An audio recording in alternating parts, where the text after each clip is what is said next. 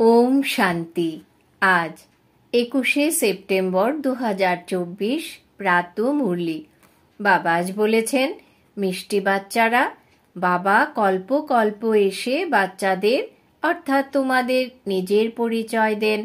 তোমাদেরও সবাইকে বাবার যথার্থ পরিচয় দিতে হবে। আজকের মুরলির প্রশ্ন, বাচ্চাদের কোন প্রশ্নটি শুনে বাবা আশ্চর্য হয়ে যান? উত্তর, বাচ্চারা বলে, বাবা তোমার পরিচয় দেওয়া খুব মুশকিল, আমরা তোমার পরিচয় দেব কিভাবে? এই প্রশ্ন শুনে বাবার ওয়ান্ডার অনুভব হয়। যখন বাবা তোমাদের নিজের পরিচয় দিয়েছেন, তখন তোমরাও অন্যদের দিতে পারো। এতে অসুবিধা হওয়ার কোনো কথাই নেই। এ তো খুব সহজ। আমরা সবাই আত্মারা নিরাকার, তাই আত্মাদের বাবাও নিরাকার হবেন।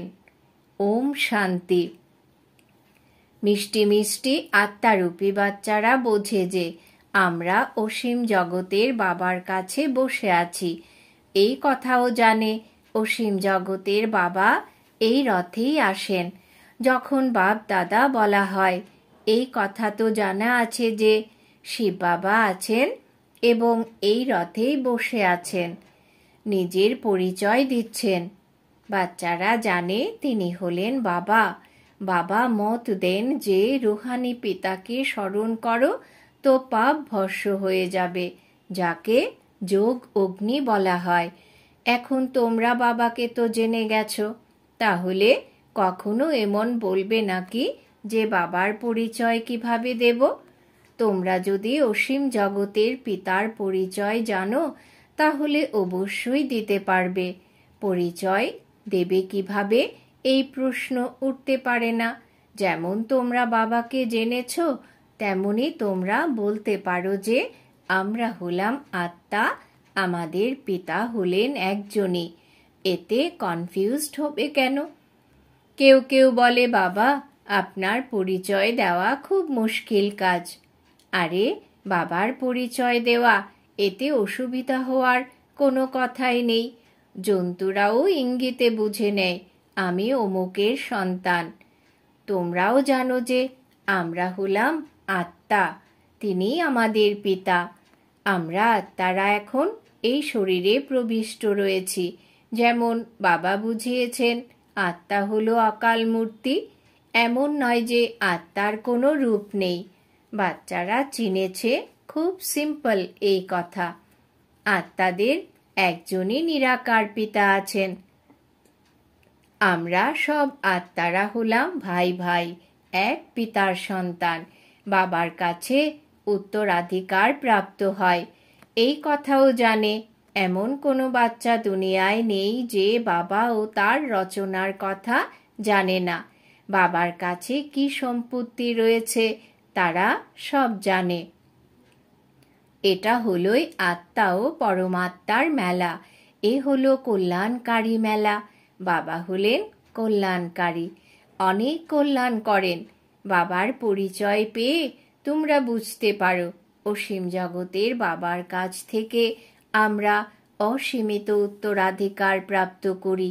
তারা সন্ন্যাসী গুরু, তাদের শিষ্যদের গুরুর উত্তরাধিকার নিয়ে কিছুই জ্ঞান থাকে না। গুরুর কাছে কি সম্পত্তি আছে এই কথা শিষ্যরা জানে না। তোমাদের বুদ্ধিতে তো আছে, তিনি হলেন শিব বাবা। সম্পত্তিও বাবার কাছে থাকে। বাচ্চারা জানে অসীমের পিতার কাছে সম্পত্তি আছে, বিশ্বের বাদশাহী স্বর্গ। বাচ্চারা, এই কথা তোমরা ছাড়া আর কারুর বুদ্ধিতে নেই। লৌকিক পিতার কাছে কি সম্পত্তি আছে সেসব তার সন্তানরাই জানে। এখন তোমরা বলবে, আমরা জীবিত অবস্থায় পারলৌকিক বাবার আপন হয়েছি, তার কাছে কি উত্তরাধিকার প্রাপ্ত হয় সে সবও জানো। আমরা প্রথমে শূদ্র কুলে ছিলাম, এখন ব্রাহ্মণ কুলে এসেছি। এই নলেজ আছে যে বাবা এই ব্রহ্মা দেহে আসেন, তাকে প্রজাপিতা ব্রহ্মা বলা হয়। তিনি তো হলেন সব আত্মাদের পিতা। এনাকে অর্থাৎ প্রজাপিতা ব্রহ্মাকে গ্রেট গ্রেট গ্র্যান্ডফাদার বলা হয়। এখন আমরা এনার সন্তান হয়েছি। শিব বাবার জন্য তো বলা হয় তিনি সর্বদা হাজির রয়েছেন, তিনি হলেন সর্বজ্ঞানী। এই কথাও তোমরা বুঝেছ যে তিনি কিভাবে রচনার আদি মধ্য অন্তের নলেজ প্রদান করেন। তিনি হলেন সব আত্মাদের পিতা। তার উদ্দেশ্যে নাম রূপহীন বলা তো মিথ্যা, তার নাম রূপও মনে আছে। রাত্রিও পালন করা হয়, জয়ন্তী তো মানুষের হয়, শিব বাবার রাত্রি বলা হয়। বাচ্চারা বোঝে রাত্রি কাকে বলে। রাতে ঘোর অন্ধকার থাকে, অজ্ঞানতার অন্ধকার, তাই না? জ্ঞান সূর্য প্রকট হলে অজ্ঞান অন্ধকার বিনাশ হয়। এখনো এই গান গাওয়া হয়, কিন্তু অর্থ কিছুই বোঝে না। সূর্যকে কবে প্রকট হয়েছে কিছুই বোঝে না। বাবা বোঝান জ্ঞান সূর্যকে জ্ঞান সাগরও বলা হয়। অসীম জগতের পিতা হলেন জ্ঞানের সাগর। সন্ন্যাসী, গুরু, গোসাই ইত্যাদি নিজেদের শাস্ত্রের অথরিটি ভাবে। সেই সব হলো ভক্তি। অনেক বেদ, শাস্ত্র ইত্যাদি পড়ে বিদ্বান হয়। অতএব বাবা বসে আত্মারূপী বাচ্চাদের বোঝান। একেই বলা হয় আত্মা ও পরমাত্মার মেলা। তোমরা বুঝতে পারো যে বাবা এই রথে উপস্থিত আছেন। এই মিলনকেই মেলা বলা হয়। যখন আমরা ঘরে ফিরে যাই সেও হলো মেলা। এখানে স্বয়ং বাবা বসে পড়াচ্ছেন। তিনি হলেন পিতাও টিচারও। এই একটি পয়েন্ট ভালো রীতি ধারণ করো, ভুলে যেও না। এবার বাবা তো হলেন নিরাকার, তার নিজস্ব শরীর নেই, তাই শরীর লোনে নিতে হয়। তাই নিজেই বলেন আমি প্রকৃতির আধার নেই। তা না হলে কথা বলবো কিভাবে? শরীর ব্যতীত তো কথা বলা যাবে না। অতএব বাবা এই শরীরে প্রবেশ করে আসেন। এনার নাম রাখা হয় ব্রহ্মা। আমরাও শূদ্র থেকে ব্রাহ্মণে পরিণত হয়েছি, তো নাম পরিবর্তন হওয়া উচিত। নাম তো তোমাদের রাখা হয়েছিল, কিন্তু তাতেও দেখো এখন অনেকেই নেই, তাই ব্রাহ্মণদের মালা থাকে না। ভক্তমালা ও রুদ্রমালার গায়ন আছে, ব্রাহ্মণদের মালা থাকে না। বিষ্ণুর মালা তো আছেই। প্রথম নম্বরে মালার দানাকে বলা হবে যুগল, তাই সূক্ষ্ম বতনে যুগল দেখানো হয়েছে। বিষ্ণুর রূপও 4 ভুজাধারী দেখানো হয়। 2টি ভুজ লক্ষ্মীর, 2টি ভুজ নারায়ণের। বাবা বোঝান আমি হলাম ধোপাও। আমি যোগ বলের দ্বারা তোমাদের অর্থাৎ আত্মাদের শুদ্ধ করি, তবু তোমরা বিকারগ্রস্ত হয়ে নিজের শৃঙ্গার নষ্ট করো। বাবা আসেন সবাইকে শুদ্ধ করতে, এসে আত্মাদের শেখান। সুতরাং শেখানোর জন্য অবশ্যই এখানে থাকা উচিত, তাই না? আহ্বানও করা হয়, এসে পবিত্র করো। কাপড় ময়লা হলে তাকে ধুয়ে পরিষ্কার করা হয়। তোমরাও ডেকে বলো, হে পতিত পাবন বাবা, এসে পবিত্র করো। আত্মা পবিত্র হলে তো পবিত্র শরীর প্রাপ্ত হবে। অতএব সর্বপ্রথম মূল কথা হলো বাবার পরিচয় দেওয়া। বাবার পরিচয় কিভাবে দেবে? এই প্রশ্ন তো জিজ্ঞাসা করতে পারো না। তোমাদেরও বাবা পরিচয় দিয়েছেন, তবেই তো তোমরা এসেছো, তাই না? বাবার কাছে এসেছো। বাবা আছেন কোথায়? এই রথে। এ হলো অকাল তখ্ত। তোমরা আত্মারাও হলে অকাল মূর্তি। এ হলো তোমাদের তখ্ত, যার উপরে তোমরা আত্মারা বিরাজমান রয়েছ। ওই অকাল তখ্ত অর্থাৎ যেটা অমৃতসরে রয়েছে সে তো হলো জড়, তাই না? তোমরা জানো আমি অকাল মূর্তি অর্থাৎ নিরাকার, যার কোনো সাকার রূপ নেই। আমি আত্মা, অবিনাশী, কখনো বিনাশ হতে পারে না। এক শরীর ত্যাগ করে অন্য ধারণ করি। আমি আত্মা, আমার অবিনাশী পাঠ নির্দিষ্ট আছে। আজ থেকে 5000 বছর পূর্বেও আমাদের এমন পাঠ শুরু হয়েছিল 1 সম্বত থেকে আমরা এখানে পাঠ প্লে করতে ঘর অর্থাৎ পরমধাম থেকে আসি। এটা হলোই 5000 বছরের চক্র। তারা তো লক্ষ বছর বলে দেয়, তাই অল্প বছরের সময়কাল চিন্তা করে না। অতএব বাচ্চারা এমন কখনো বলতে পারবে না যে আমরা বাবার পরিচয় কাউকে কিভাবে দেব। এমন এমন প্রশ্ন জিজ্ঞাসা করলে আশ্চর্য অনুভব হয়। আরে, তোমরা বাবার আপন হয়েছ, তাহলে বাবার পরিচয় দিতে পারবে না কেন? আমরা সবাই হলাম আত্মা, তিনি হলেন আমাদের পিতা। সর্বজনের সদ্গতি করেন। সদ্গতি কবে করবেন এই কথাও তোমরা এখন জেনেছ। কল্প কল্প কল্পের সঙ্গম যুগে এসে সকলের সদ্গতি করবেন। তারা তো ভাবে এখনো 40,000 বছর বাকি আছে এবং আগেই বলে দেয় নাম রূপহীন। এবারে নাম রূপহীন কোনো কিছুই হয় না। পাথর কাকরেরও নাম থাকে, তাই না? তাই বাবা বলেন, মিষ্টি মিষ্টি বাচ্চারা, তোমরা এসেছ অসীম জগতের পিতার কাছে। বাবাও জানেন অসংখ্য বাচ্চা রয়েছে। বাচ্চাদের এখন সসীম আর অসীমেরও ওপারে যেতে হবে। বাবা সব বাচ্চাদের দেখেন, জানেন এদের সবাইকে আমি নিয়ে যেতে এসেছি। সত্যযুগে তো সংখ্যা খুব কম হবে, কতখানি ক্লিয়ার তাই চিত্র দিয়ে বোঝানো হয়। নলেজ তো খুবই সরল, যদিও স্মরণের যাত্রায় সময় লাগে। এমন পিতাকে কখনো ভুলে যাওয়া উচিত নয়। বাবা বলেন, মামি কম স্মরণ করো তো পবিত্র হয়ে যাবে। আমি আসি পতিত থেকে পবিত্র করতে। তোমরা অকাল মূর্তি আত্মারা সবাই নিজের নিজের তখ্ত অর্থাৎ ভ্রুকুটি রূপী সিংহাসনে বিরাজমান আছো। বাবাও এই তখ্ত বা দেহের লোন নিয়েছেন। এই ভাগ্যশালী রথে বাবা প্রবিষ্ট হন। কেউ বলে পরমাত্মার নাম রূপ নেই, এ তো সম্ভব নয়। তাকে আহ্বান করা হয়, তার মহিমা বর্ণনা করা হয়, তো অবশ্যই কোনো স্বরূপ আছে, তাই না? তম প্রধান হয়ে যাওয়ার জন্য কিছুই বোঝে না। বাবা বোঝান, মিষ্টি মিষ্টি বাচ্চারা, এতগুলো 84 লক্ষ জনিত হয় না। আছেই 84টি জন্ম। পুনর্জন্ম তো সবার হবে। এমন তো নয় ব্রহ্মে বিলীন হবে বা মোক্ষ প্রাপ্ত করবে। এ হলো পূর্ব নির্ধারিত ড্রামা, একটু কম বেশি হতে পারে না। এই অনাদি অবিনাশী ড্রামা থেকেই আবার ছোট ছোট ড্রামা বা নাটক তৈরি করে, সেসব হলো বিনাশী। এখন তোমরা বাচ্চারা অসীমের জগতে দাঁড়িয়ে আছো।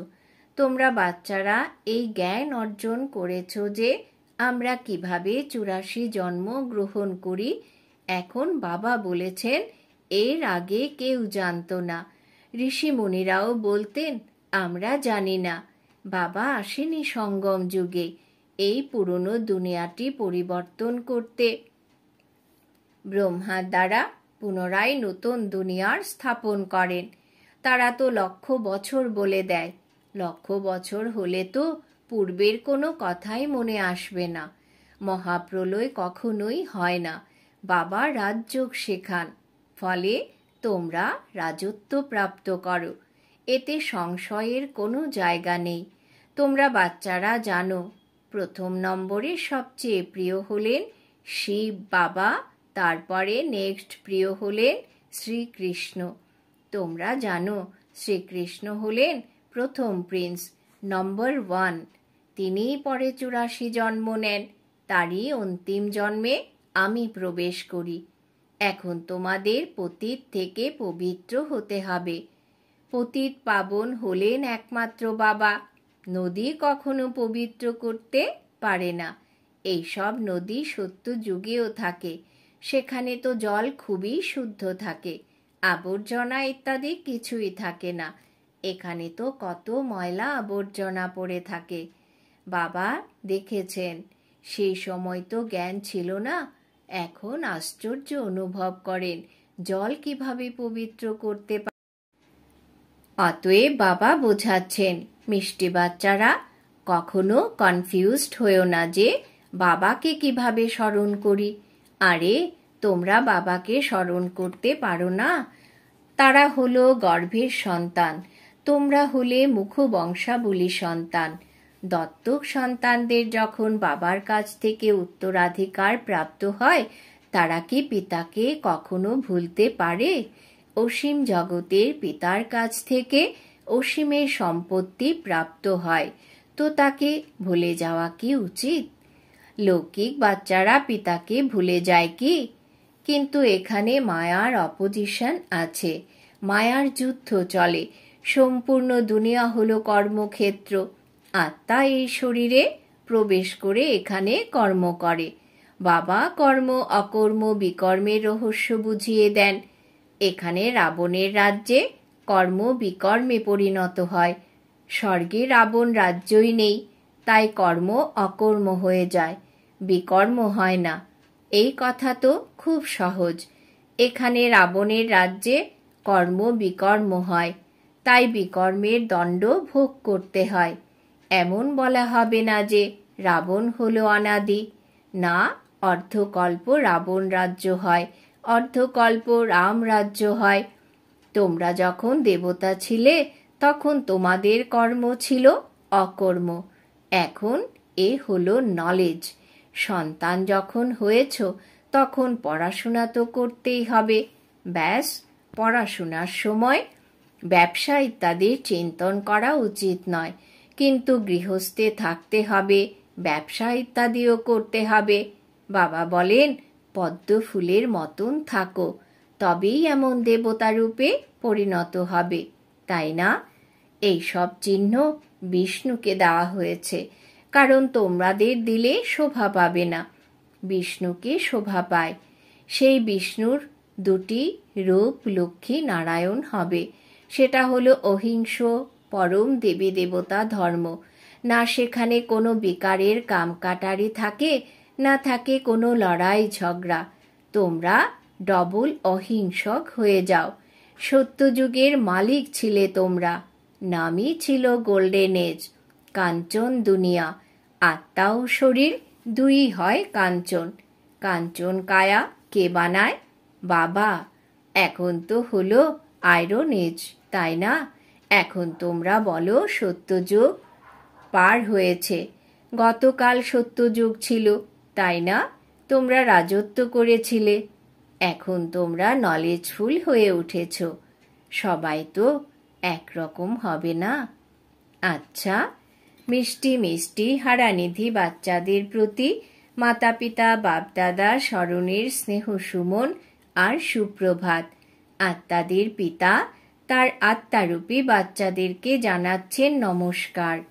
আমরা আত্মারূপী বাচ্চারা আমাদের মাতা পিতা বাপ দাদাকে জানাই স্মরণের স্নেহ সুমন সুপ্রভাত নমস্কার। ধারণার জন্যে মুখ্য সার। 1 নম্বর, আমি আত্মা অকাল সিংহাসনে বিরাজিত। এই স্মৃতিতে থাকতে হবে। সসীম ও অসীমের ওপারে যেতে হবে, তাই সসীম জগতে বুদ্ধি লাগাবে না। 2 নম্বর, অসীম জগতের বাবার কাছ থেকে অসীম জগতের সম্পত্তি প্রাপ্ত হয়, এই নেশায় থাকতে হবে। কর্ম অকর্ম বিকর্মের গতি জেনে বিকর্ম থেকে মুক্ত থাকতে হবে। পড়াশোনার সময় ব্যবসা ইত্যাদি থেকে বুদ্ধি ফ্রি রাখতে হবে। বরদান। বাবা আজ বরদান দিয়েছেন, শ্রীমতের লাগামকে টাইট করে মনকে বশ করতে পারা বালক তথা মালিক ভব। শ্রীমতের লাগামকে টাইট করে মনকে বশ করতে পারা বালক তথা মালিক ভব। ব্যাখ্যা। দুনিয়ার মানুষ বলে যে মন হলো ঘোড়া, যে অনেক তেজ গতিতে ছুটতে থাকে, কিন্তু তোমাদের মন এদিক ওদিক ছুটতে পারবে না, কেননা শ্রীমতের লাগাম মজবুত আছে। যখন মন বুদ্ধি সাইট সিনকে দেখতে থাকে তখন লাগাম ঢিলা হওয়ার কারণে মন চঞ্চল হয়। সেই জন্য যখনই কোনো পরিস্থিতি আসবে মন চঞ্চল হবে তখন শ্রীমতের লাগাম টাইট করো, তাহলে গন্তব্যে পৌঁছে যাবে। আমি হলাম বালক তথা মালিক। এই স্মৃতির দ্বারা অধিকারী হয়ে মনকে নিজের বশে রাখো। স্লোগান: সদা নিশ্চয় থাকো যে যা কিছু হচ্ছে সেটা ভালোই হচ্ছে, আর যেটা হতে চলেছে সেটা আরো ভালো হতে চলেছে, তাহলে অচল অনড় থাকবে। সদা নিশ্চয় রাখো যে যা কিছু হচ্ছে সেটা ভালোই হচ্ছে, আর যেটা হতে চলেছে সেটা আরো ভালো হতে চলেছে, তাহলে অচল অনড় থাকবে।